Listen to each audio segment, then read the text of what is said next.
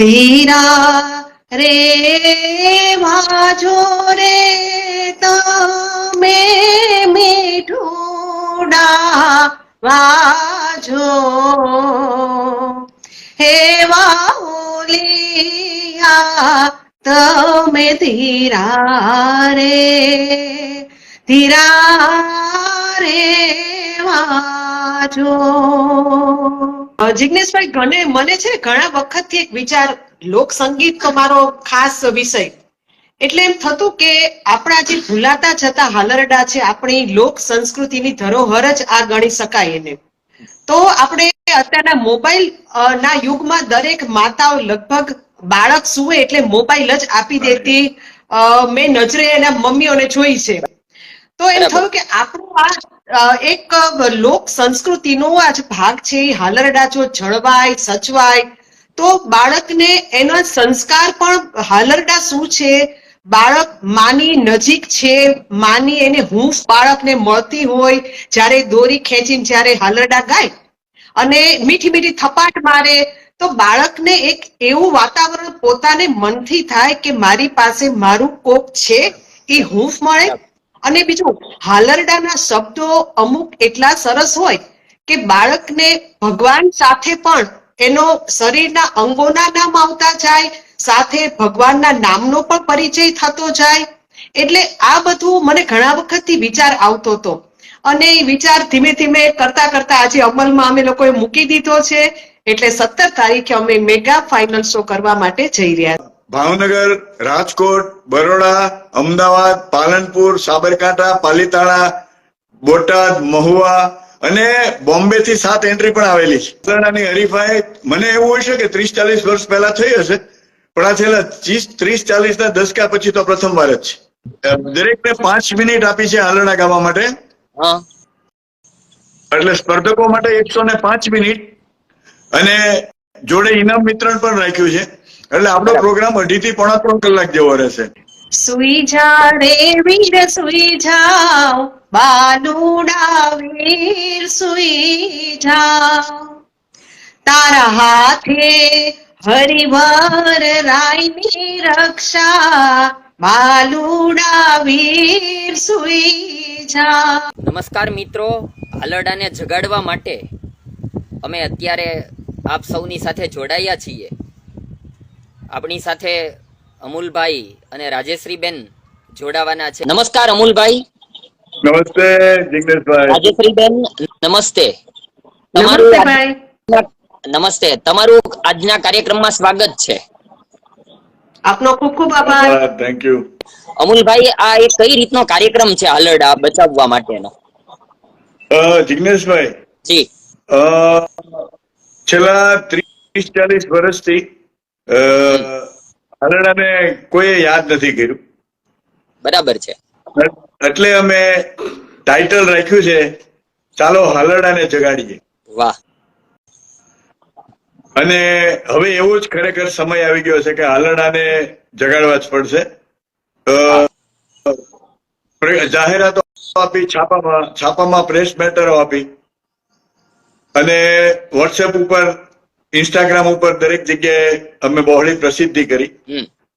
તો જિગ્નેશભાઈ 3 દિવસની અંદર 210 એન્ટ્રી ગુજરાત. અરે વાહ. અને મહારાષ્ટ્રમાંથી પણ 7 એન્ટ્રી, એટલે બહુ સારો પ્રતિસાદ અમને મળ્યો. આટલી બધી ધારણા નહોતી કે આટલી બધી એન્ટ્રીઓ આવશે.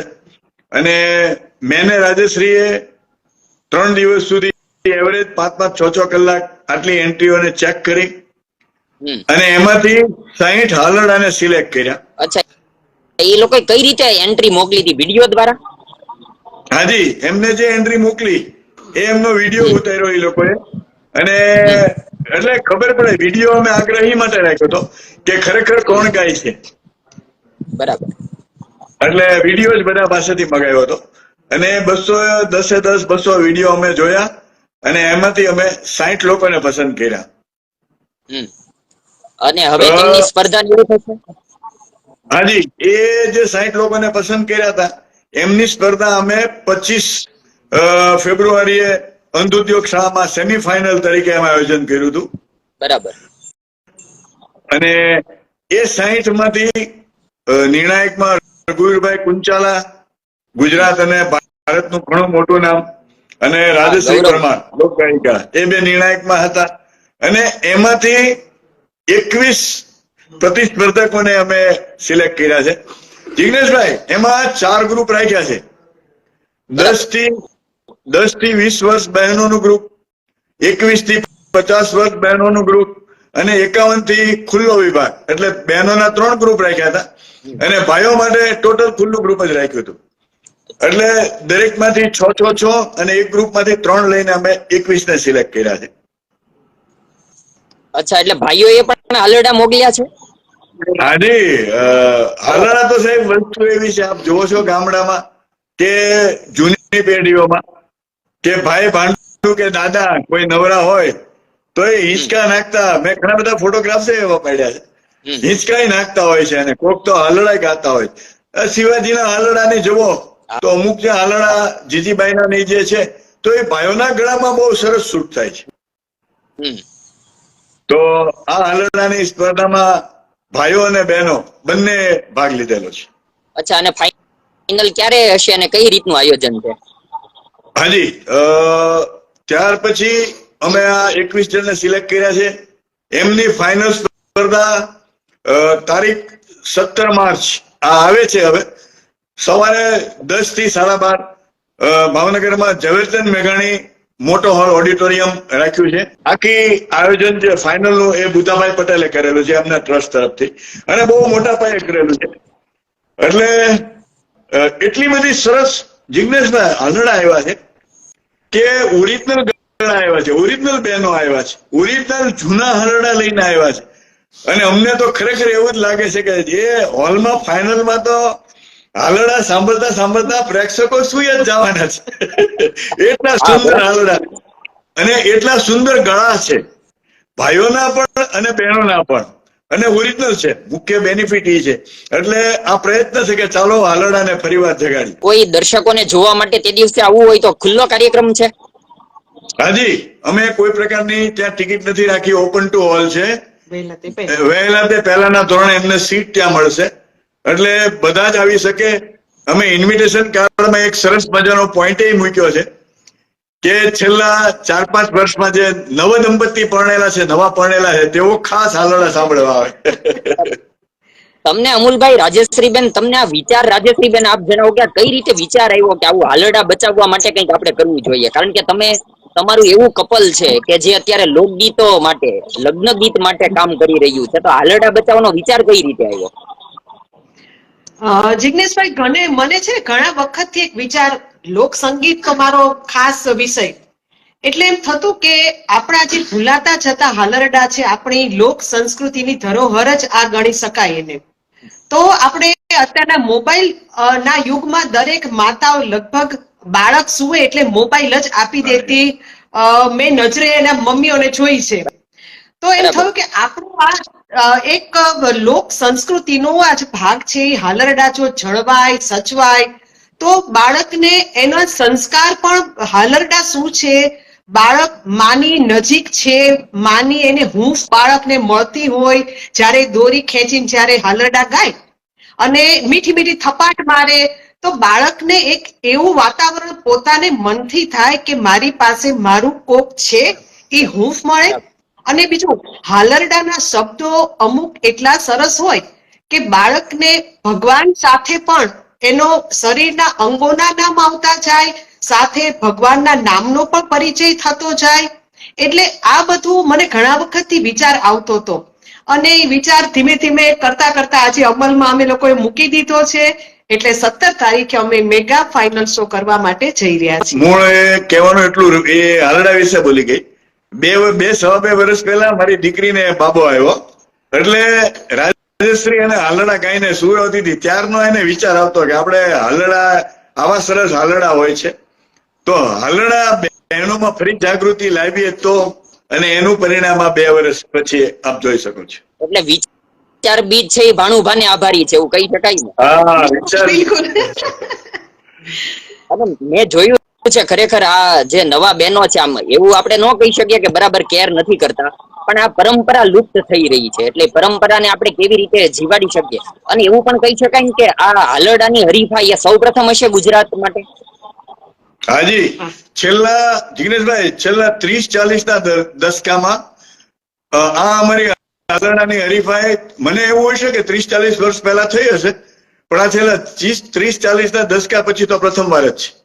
અને આખા ગુજરાતમાંથી એન્ટ્રીઓ આવી છે અલગ અલગ સ્થળોએથી. હાજી, ભાવનગર, રાજકોટ, બરોડા, અમદાવાદ, પાલનપુર, સાબરકાંઠા, પાલીતાણા, બોટાદ, મહુવા અને બોમ્બે થી 7 એન્ટ્રી પણ આવેલી છે.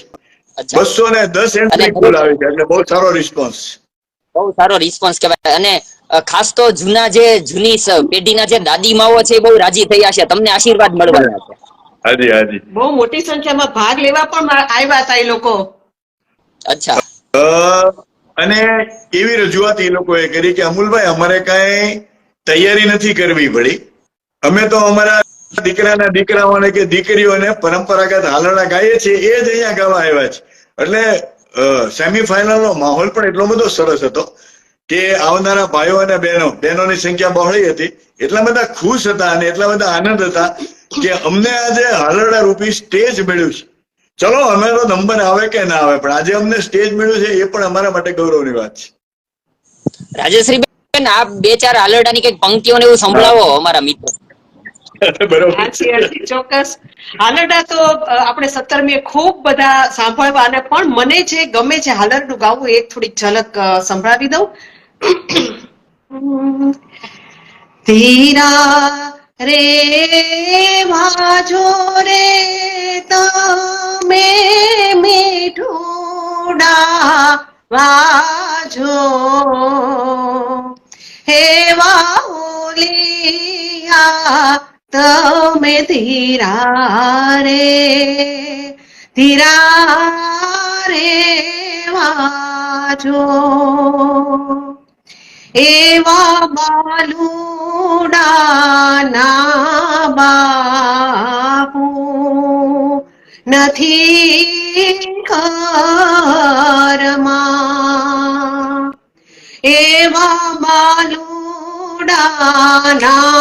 બાપુ નથી ઘરમાં. બાલુડો લોચે છે નીંદરમાં, એવા ઓલિયા જરા તીરા રે વાજો, હે મેઉલિયા જરા તીરા રે વાજો. વાહ, ખૂબ સરસ રાજેશ્રીબેન. અને આવા બીજા હાલરડાઓ પણ આપણને નવા પણ મળ્યા હશે ને? કલેક્શન હાલરડાનું ઘણું મોટું થયું છે. અને જે સ્પર્ધકો અમે જે અલગ અલગ ઉંમર પ્રમાણે જે પસંદ કર્યા છે 21, એ લોકોનું કોઈનું હાલરડું લગભગ રિપીટ થાય નહીં એનું પણ ધ્યાન રાખ્યું છે, એટલે શ્રોતાઓને પણ સાંભળવાની મજા આવે.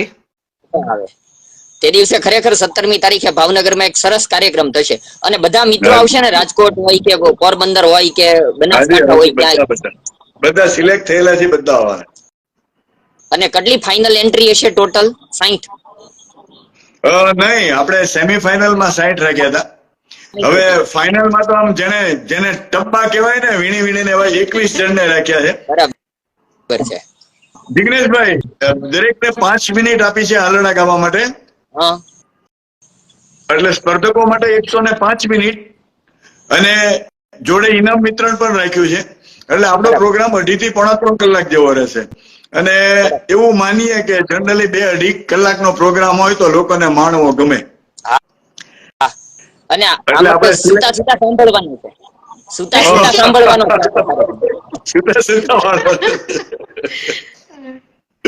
અને જે મિત્રો હવે ફાઇનલમાં જેમની એન્ટ્રી છે, એમને કઈ ધ્યાનમાં રાખવા જેવા મુદ્દા હોય કે નેક્સ્ટ ટાઈમ આવી સ્પર્ધા થાય તો કયા મુદ્દાઓ ધ્યાનમાં રાખી શકાય, એવી કઈ વાત કરી શકાય તેમ હોય તો?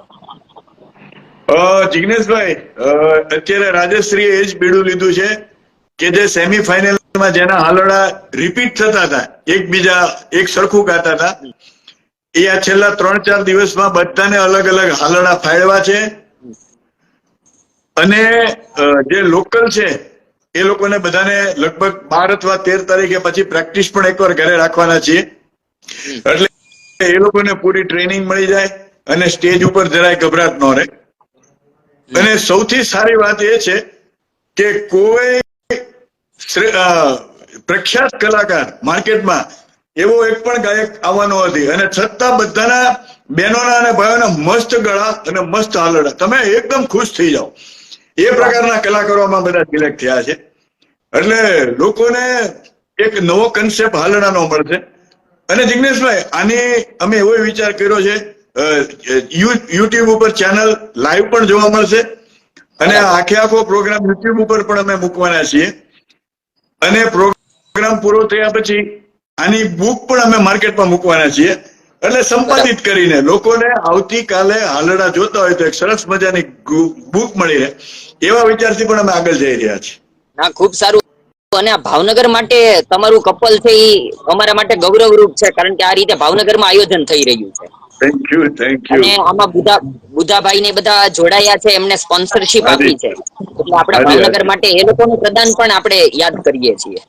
એમને કલાકારોને હંમેશા બુધાભાઈ પ્રોત્સાહિત કરે છે અને લોકો સમક્ષ આવવાનો ચાન્સ આપે છે. બહુ બહુ સરસ ચાન્સ આપે છે. અને બધા સ્પર્ધકોએ એટલી વિશાળ સંખ્યામાં ભાગ લીધો, એન્ટ્રીઓ મોકલી તેમણે રસ લઈને, એટલે આપણે ખરેખર તેમનો ભાવનગર વતી આભાર માનીએ છીએ.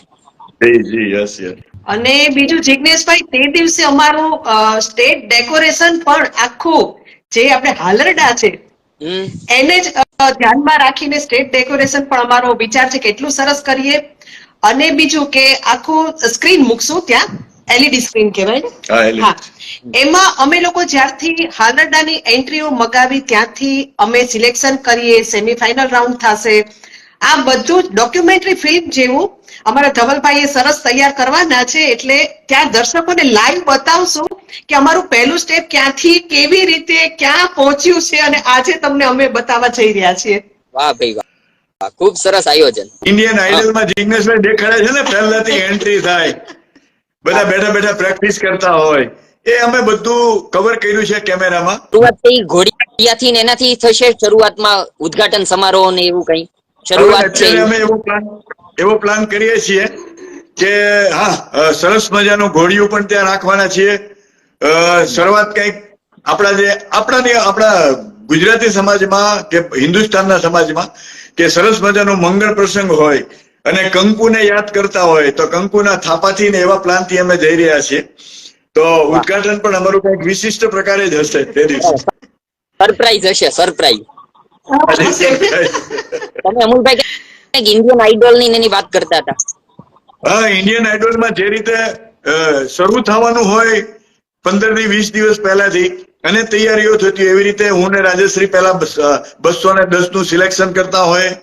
ત્યાર પછી સેમીફાઇનલ આવે છે, તો સેમીફાઇનલમાં બધા ગાયકો કેવી રીતે દોડીને એન્ટ્રી કરે છે, બહાર બેઠા બેઠા પ્રેક્ટિસ કરતા હોય છે. પછી રઘુવીરભાઈ અને રાજેશ્રી સિલેક્શન કરતા હોય છે, એ લોકો ગાતા હોય છે. 85 વર્ષના માજીઓ પણ આવ્યા છે, એમના પણ બાઇટિંગ લીધા છે બધાના. માજીયા, તમે કેમ આવ્યા, શા માટે આવ્યા, શું લેવા આવ્યા, તમને કેવું લાગે છે, એમના પણ બધાના ઇન્ટરવ્યુ એવું અમે એલઈડી સ્ક્રીન મૂક્યો છે, એમાં પણ બતાવવાની કોશિશ કરવાના છે. આપણે ભાવનગરમાં કરીએ તો આખું એક વ્યવસ્થિત શરૂઆતથી જ આખો અમારો જે આ 1 મહિનાનો જે આખો મહેનત છે એ અમે 5 થી 7 મિનિટમાં દેખાડશું. વાહ ભાઈ વાહ. ભાવનગર કલા નગરી છે, તમારી જેવા કપલ કે વ્યક્તિઓને આભારી છે. બીજું કઈ અમુલભાઈ જણાવવા જેવું હોય રાજેશ્રી બેન? નહીતર એકાદું છેલ્લે હાલરડા સાથે આપણે સમાપન કરીએ. તમારી કોઈ વાત જણાવવા જેવી હોય તો એમ, ને પછી નહીતર છેલ્લે રાજેશ્રી બેન નું હાલરડું. રાજેશ્રી એક હાલરડું લે, પછી આપણે એક વાત કરી લઈએ. ચોક્કસ, ભલે ભલે. સુઈ જા રે વીર સુઈ જાઓ, બાલુડા વીર સુઈ જાઓ, તારા હાથે હરિવર રાયની રક્ષા માલુડા વીર સુઈ જા તારા પગે પરમેશ્વર રાયની રક્ષા માલુડા વીર સુઈ જા તારા માથે માધવ રાયની રક્ષા તારા કાને કરસજીની રક્ષા બાલુડા વીર સુઈ જા શરીરના અંગોના નામ આવે, ભગવાનના નામ આવે. આપણી સંસ્કૃતિ એટલે આ તો જિગ્નેશભાઈ ગર્ભ સંસ્કાર છે. ભારતીય સંસ્કૃતિમાં સંસ્કાર જન્મથી અને પેટમાં હોય ત્યારથી જ આપણે આપીએ છીએ. અને બાળકને સુવડાવતા પણ બાળકની તો કોરી પાટી છે, એમાં એમની માં આ રીતે હાલરડા રૂપી સંસ્કાર આપતી હોય છે. અને આપણી પરંપરા તો બહુ સારી છે કે બાળપણથી જ બાળક ઘડાતું હોય છે અને તૈયાર થતું હોય છે. બરાબર છે. ખૂબ સરસ આયોજન છે, ખૂબ મજા પડશે 17મી તારીખે. Thank you. બીજું કઈ રાજેશભાઈ, અમુલભાઈ? છેલ્લો સંદેશ જિગ્નેશભાઈ ભાવનગરની કલાપ્રિય ચાહકોને આપું કે 17 માર્ચ સવારે 9:30 થી 12:30 ઝવેરચંદ મેઘાણી હોલમાં આપ લોકો એક અમારા નવો પ્રયોગ અને એક પરંપરા જાળવવાનો પ્રયોગ હાલો હાલરડાને જગાડીએ, એમાં બહોળી સંખ્યામાં ઉપસ્થિત રહેશો અને ઉગતા નવા કલાકારો ભાઈઓ અને બહેનોને આપ દાદ દેવા જરૂરથી પધારજો. આપને ઓપન આમંત્રણ છે. Thank you. થેન્ક યુ અમુલભાઈ. રાજેશ્રીબેન ખૂબ ખૂબ આભાર. Thank you. Thank you. ધવલભાઈનો આભાર. ધવલભાઈ આપણને જોડવામાં એમણે મહેનત કરી છે. ધવલભાઈનો આભાર. અમુલભાઈ અને રાજેશ્રીબેન જે કામ કરી રહ્યા છે, આપણે જાણીએ છીએ કે ઘોડિયામાં હાલરડાનું સ્થાન અત્યારે મોબાઈલે લઈ લીધું છે. તેની સામે કોઈ વાંધો નથી, પણ આપણા હાલરડા ભૂલાઈ ન જાય તેવી અમારી ઈચ્છા છે. આપણે જોડાયેલા રહેશું, મળતા રહેશું. આપ સૌનો ખૂબ ખૂબ આભાર. Thank you very much.